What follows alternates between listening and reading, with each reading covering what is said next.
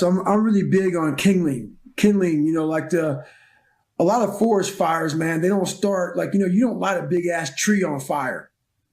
A big ass tree is like a 10,000 hour fuel.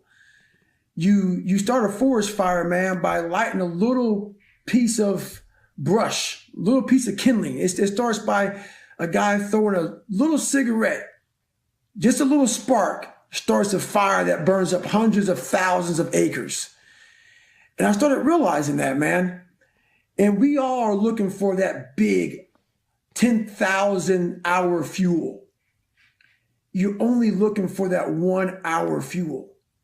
You're only looking for that 1 hour fuel. A lot of us are trying to just ignite the whole forest on fire immediately. I'm not trying to do that. I'm just trying to find these little sparks. All I need is a 1 hour fuel, 1 hour fuel, 1 hour fuel. I'm looking for the kindling. 1 hour fuel, 1 hour fuel, 1 hour fuel. Before you know it, man, those 1 hour fuels, that one bush that burns for an hour is right by that 10,000 hour tree. Mm-hmm. And that bush starts to set those logs on fire, those sticks, them bigger sticks, them much bigger sticks. Then before you know it, man, you get that 10,000 hour log that is burning for days. And then that whole forest is burning. What I'm getting at is don't burn the whole forest down at one time. Look for these small sparks that just keep you going throughout the day. Don't set, like when I lost 106 pounds, I lost it fast.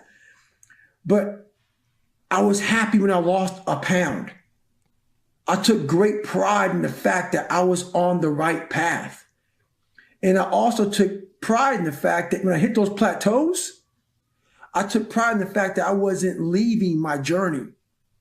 I was always finding strength in all the negatives and positives that I hit. I never allowed the fire to go out. I never allowed the storm to come in, the weather to come in and put the flame completely out. And I'm not saying that I didn't have a whole bunch of fucking bad days, but I kept at least keep the 1 hour fuel burning. Mm-hmm. Once the 1 hour fuel is out, nothing else can catch and ignite.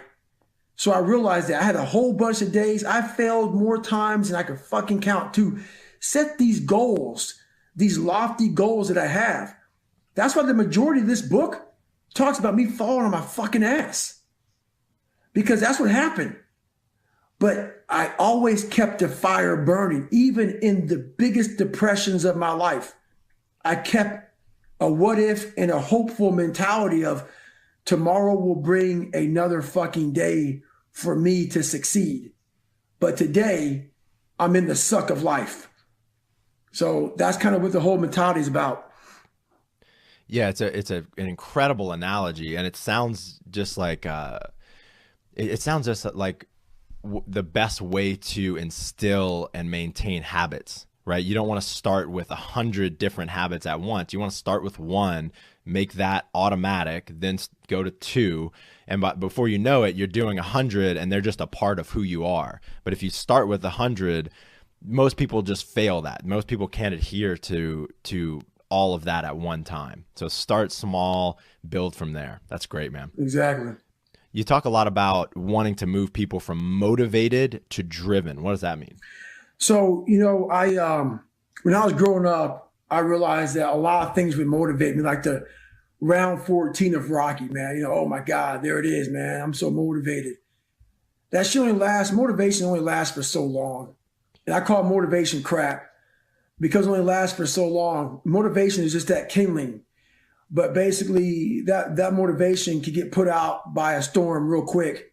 And a storm in our minds can be paying bills, your wife or husband on your fucking nerves, your kids being sick or your job getting at you, or you're not losing weight fast enough, or you failed a test. All these things that life bring you can totally bring the storm of life and put that 1 hour of fuel out. And that's motivation. A lot of people who are hearing this right now might get motivated from my story or something I said, and they may want to go out and start running. And they may put their running shoes on and they may make it to a quarter of a mile like I did the first time. And at a quarter mile, you may be fucking winded and extremely exhausted. And you may never want to run again. And your motivation may be gone because it hurt real bad. But a lot of you who are hearing this will go way beyond motivated, and they will find a drive and a passion and an inspiration and an obsession. And when you start saying words like obsession and drive, you become a person that many people don't understand who you are anymore. You become a person that people want to put a title on of you're crazy or you're just, what's wrong with you, because they can't understand what is driving you. Many people in this world don't have the kind of drive to push them through things that are extremely painful.